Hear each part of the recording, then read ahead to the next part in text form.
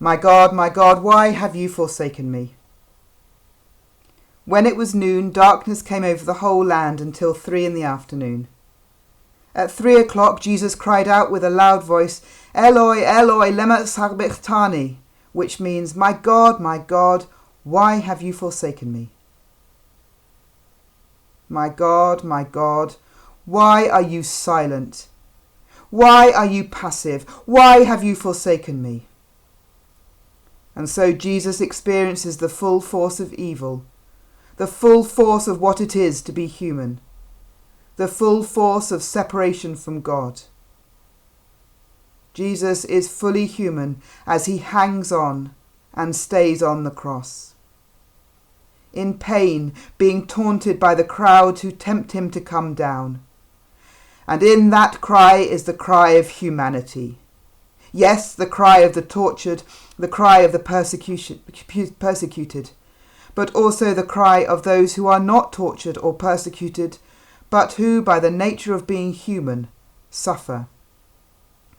In that cry is the cry of us all, as we pray and hear only silence, as we seek answers but find only more questions, as we see suffering in ourselves and others and encounter no meaning. In that cry, Jesus is fully human, and he rails at God. He accuses him of forsaking humanity, of forsaking him. It feels that the world has been abandoned by God once more. Why is this virus turning the world upside down? Why are we all alone in our homes and in the new situation in which we're all trying to function, where people are working hard against all odds to heal, to care, to support our society? Do we feel abandoned by God?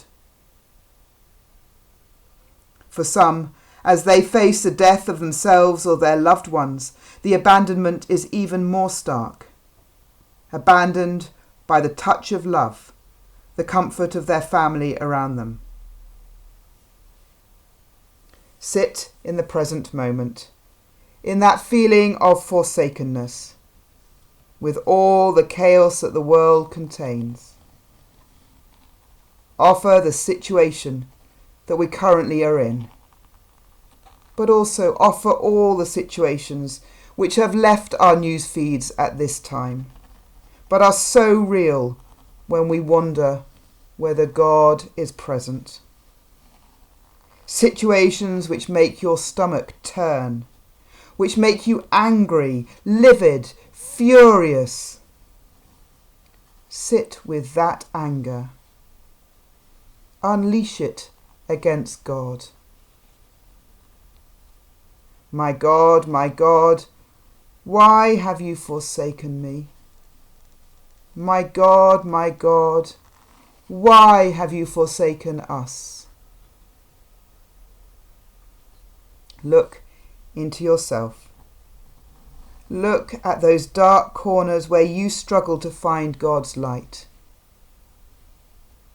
where you wonder how much you have really taken on of God's message of universal love for you.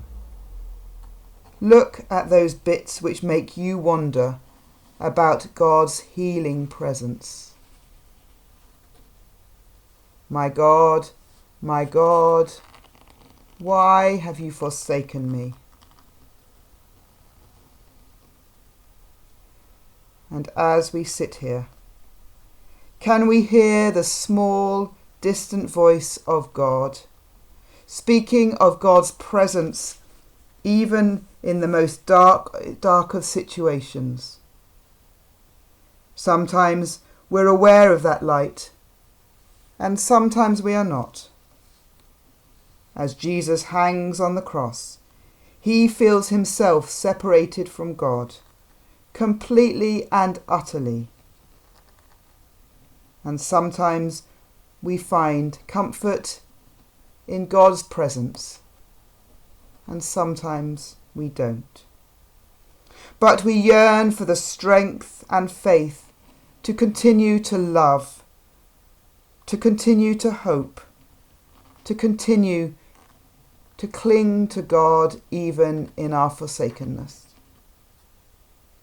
My God, why have you forsaken me? And so we draw to mind times when we have felt abandoned by God, when we have felt that we have had to depend solely on our own resources. And we yearn for the courage and wisdom to see God's light behind the darkness. My God, why have you forsaken me?